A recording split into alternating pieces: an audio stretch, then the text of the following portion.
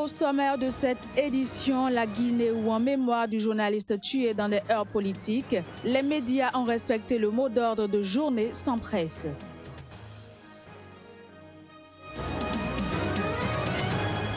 Au Ghana, mort d'un député de l'opposition, il a été retrouvé poignardé à son domicile d'Accra.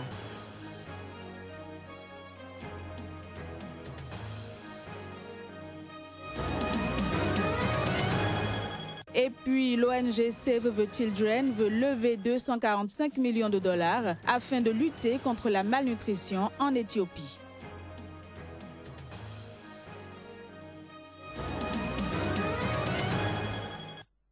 Très heureuse de vous retrouver, mesdames, messieurs. Bienvenue dans cette nouvelle page de l'information sur SICA.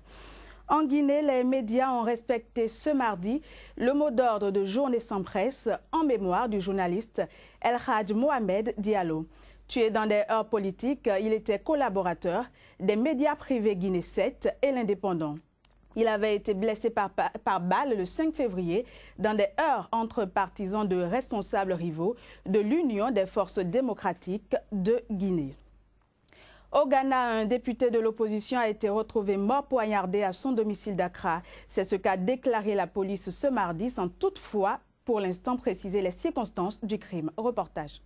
Joseph Boakaïdonka, puisque c'est de lui qu'il s'agit, a été retrouvé mort après avoir été poignardé à son domicile d'Accra, la capitale. C'est ce qu'a déclaré la police ce mardi. L'assassinat de ce député de l'opposition a eu lieu mardi matin et une enquête a déjà été lancée, a indiqué Georges Dampar, chef de la police pour l'agglomération d'Accra, en ajoutant ne pas être en mesure de parler des circonstances qui ont mené à ce crime pour l'instant. À l'en croire, 2 agents chargés de la sécurité du domicile du politicien sont en train d'être interrogés. Au total, 5 personnes ont été arrêtées pour être entendues dans cette affaire, selon le porte-parole de la police à Accra, Afia Tanguay. Pour rappel, le député assassiné avait déjà été poignardé et gravement blessé à la main en 2010. 3 personnes avaient été arrêtées et condamnées pour cette attaque en 2013. On ignore pour l'instant s'il existe un lien entre les 2 agressions. Au Bénin, les groupements de femmes des 5 arrondissements de la commune d'Akpromi-Sérété ont dit oui au candidat Lionel Zissou. C'était sous le parrainage de la présidente du réseau des femmes leaders de la diaspora du Bénin, Jocelyne Adigbonon. Les images. C'est un pari gagné pour Jocelyne Adigbonon, la présidente du réseau des femmes leaders de la diaspora du Bénin. Elle, qui avait promis mobiliser 1200 groupements de femmes dans le cadre de cette sortie de soutien au candidat Lionel Zissou, celui-là même qui lui apparaît le mieux indiqué pour l'atteinte des objectifs de développement de la commune d'Akpromi-Sérété et par ricochet celui du Bénin. Le candidat Lionel Zissou, de par ses expériences dans l'environnement économique, maîtrise les enjeux économiques mondiaux. De par ses implications et expériences dans la diplomatie internationale, le lobbying connaît les rouages de la politique étrangère. Au sud de tout ce qui précède, nous les femmes de la commune d'Akpromi-Sérété déclarons notre soutien sans faille au candidat Lionel Zissou dans le cadre des élections présidentielles de février 2016. Un choix qui a reçu non seulement l'assentiment du parti, le Rassemblement des forces du progrès, mais aussi celui du maire d'Akpromi-Sérété qui n'a pas manqué de féliciter l'organisatrice. Toutes mes félicitations à Madame Jocelyne Adigbonon, qui est une Amazone. Elle a pris l'engagement de former 1200 femmes. Et elle est en train, parce que vous avez écouté le bilan tout à l'heure. Et pour que la victoire de leur candidat soit effective, Jocelyne Adigbonon a exhorté les femmes à aller retirer leur carte d'électeur.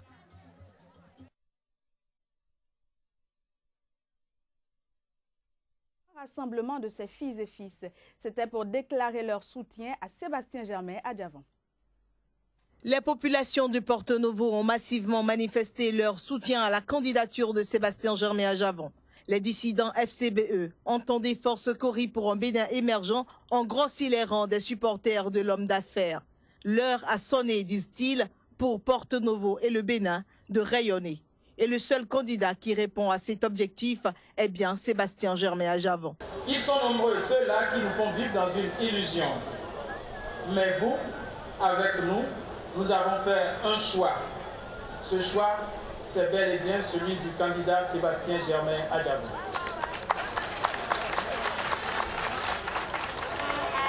Ce que nous vous promettons, c'est d'aller chercher nos cartes d'électeurs. Même s'ils les distribuent de 20h à 6h du matin, nous irons les chercher, n'est-ce pas? En 10 ans de militantisme et de loyauté, nous n'avons pas pu régler le problème de l'emploi des jeunes, ni celui de la réhabilitation effective de notre capitale, Adjaché, Ogonu, Porto Novo. Nous avons donné la preuve de notre fidélité jusqu'au moment où nous avons constaté qu'on abusait de nous intelligemment.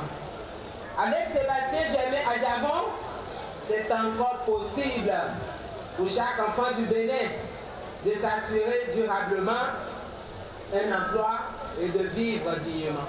Pour conforter les militants dans leur choix, le représentant du candidat a voulu se baser sur un seul aspect de son projet de société. Sébastien Adjavon, une fois aux responsabilités, la première préoccupation qui se fera le jour même, la première décision qui sera prise lorsqu'il aura fini de prêter serment, c'est sur la santé. C'est-à-dire quoi? Vous ne payerez plus rien. C'est décidé, c'est fini.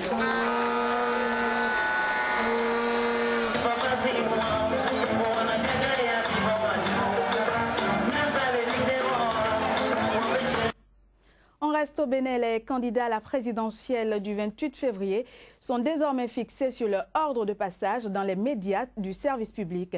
C'est suite au tirage au sort effectué par la Haute Autorité de l'Audiovisuel et de la Communication ce mardi. C'est en respect des dispositions qui l'engagent dans le processus électoral que la Haute Autorité de l'Audiovisuel et de la Communication a invité les candidats à la présidentielle à cet exercice, celui du tirage au sort de l'ordre de passage des uns et des autres dans les médias de service public. Les dispositions techniques et matérielles sont prises pour que cette opération se déroule dans l'ordre, la compréhension mutuelle, la convivialité et surtout la transparence totale.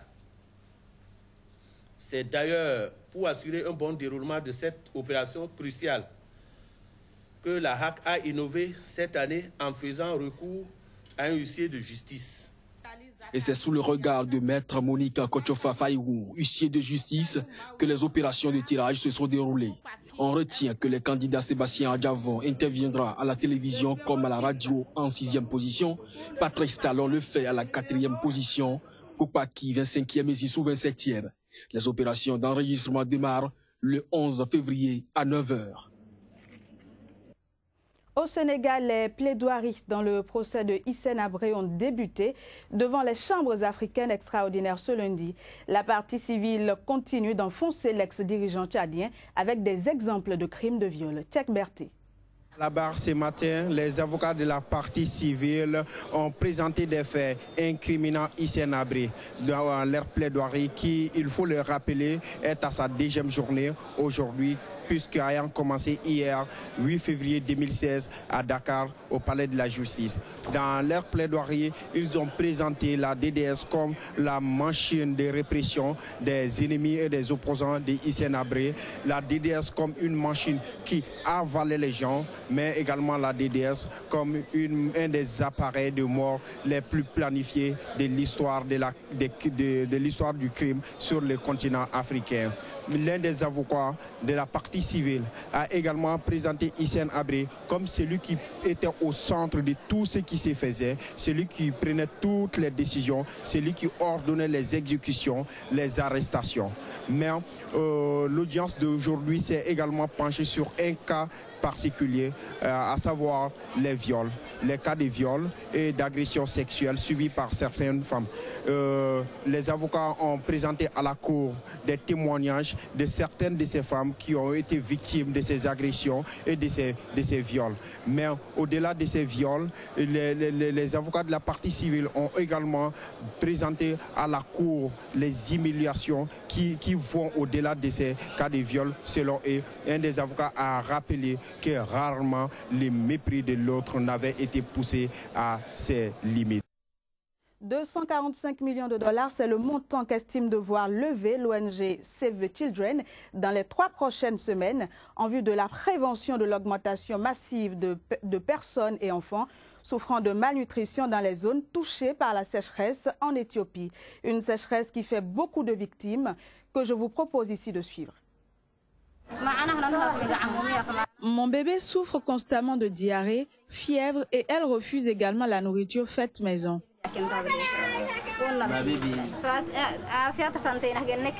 Je suis allée à l'hôpital et l'examen a diagnostiqué mon bébé souffrant de malnutrition sévère modérée. Donc, on m'a envoyé vers un dispensaire. Donc, je suis venue ici et elle a commencé le traitement. Après ça, elle a commencé à se sentir mieux.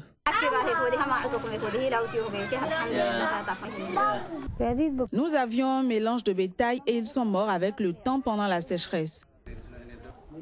Mon enfant était en bonne santé avant, mais maintenant, à cause de la sécheresse, il mange mal et il en est tombé malade. Place à la revue de presse, mais d'abord cette petite transition. Kodjovi Ametonou, bonjour et bienvenue. Bonjour à vous, Génial Afouda. Alors, le plan de relance du Burkina Faso est en marche avec la Banque mondiale, mais la question de sécurité y est toujours d'actualité. C'est bien cela, et puis avec Burkina 24, on le constate très bien, qui dit ceci, développement. La Banque mondiale veut faire plus au Burkina Faso. Et comme vous l'avez souligné, Génial Afouda, on retrouve donc la question sécuritaire avec le Faso Net qui titre Bobo Dioulasso, leader religieux et coutumier, prêt à lutter contre l'insécurité au Burkina Faso. Et ce n'est pas bien sûr l'appareil d'État qui va donc dire le contraire. En effet, Awaga.com nous fait constater qu'au Burkina Faso, la justice continue donc de traquer Guillaume Soro, le président de l'Assemblée nationale ivoirienne impliqué dans le dossier d'écoute téléphonique. Et au Sénégal, le président souffle le chaud et le froid. Oui, c'est ce qu'on peut dire, puisque avec la sortie donc de son ex-conseillère du gouvernement, eh bien, les langues se délient. Sud Quotidien écrit ceci, Amsatou So Sidibé brise le silence. Elle brise le silence pour dire quoi? C'est bien sûr le quotidien qui en parle. Politiquement libre, après son limogeage, Amsatou So Sidibé, j'ai souffert à la présidence. J'ai souffert donc à la présidence, mais lui, Macky Sall, le président sénégalais, a donc le vent en poupe. Il a d'ailleurs un large souris qu'il aborde à la une de Le Soleil Online. Choisi par l'ONU et la Banque mondiale, Macky Sall rejoint le groupe de haut niveau sur l'eau. Et en RDC, le dialogue politique et la présidentielle de fin d'année dominent l'actualité. Oui, c'est bien ce qu'on peut noter avec le potentiel online qui titre « Élection et respect de la Constitution », la MONUSCO attachée donc à la résolution 2211. Le journal L'Avenir, c'est bien sûr le groupe d'entreprises privées des médias L'Avenir qui également parle de cette même actualité en perspective donc du dialogue inclusif. La société civile dans toute sa diversité a conféré avec Edem Kodjo, c'est donc le médiateur désigné par l'Union africaine et l'ONU pour donc entériner le dialogue inter-congolais. Et puis forum des axes, victoire au Rwanda et retour des léopards à Kinshasa, le dessous des cartes d'une fête étouffée dans les rues. Les Congolais n'ont pas pu donc témoigner toute leur joie à leur équipe qui a pourtant remporté la CHAN. Et puis au Bénin, la présidentielle du 28 février se prépare dans les chapelles politiques, même si cette date est incertaine. Oui, et avec Actu Express, on constate cette actualité en tournée donc du porte-flambeau de la vague bleue dans le Bénin profond. Savalou Bantay, les deux capés sous le charme de Sébastien Germain à Javon. La vision de développement de l'homme des grands défis fédère toutes les adhésions. Et puis choix de Lionel Zinsou par Éric Houndété pour la présidentielle de 2016, la portée d'une option, le sens d'une décision, vous le disiez tout à l'heure, Génial Afouda, la date du 28 février, en effet, vers le report du premier tour du scrutin au 9 mars 2016. Titre Actu Express, donc en relation à la date du 28 février que vous avez évoqué un peu plus haut. Cocorico, le gratuit béninois, en tournée à Savalou, Bantais et dans les 2 KP, Sébastien Adjavon signe un accord de développement avec donc les populations. Et puis présidentielle de février 2016 toujours, le conseiller communal Patrice Hunyeva verrouille Javier pour Sébastien Germain à Javon. Le potentiel parle également de cette actualité présidentielle. Et titre profil du futur président selon les évêques du Bénin, les éléments qui désignent Pascal Irénée Koupaki. Merci Kodjovia Menton, on se dit à très bientôt. C'est plutôt moi qui vous remercie. Mesdames, Messieurs, vous l'avez compris, ce sera tout pour ce journal. Merci d'avoir été des nôtres et à très bientôt.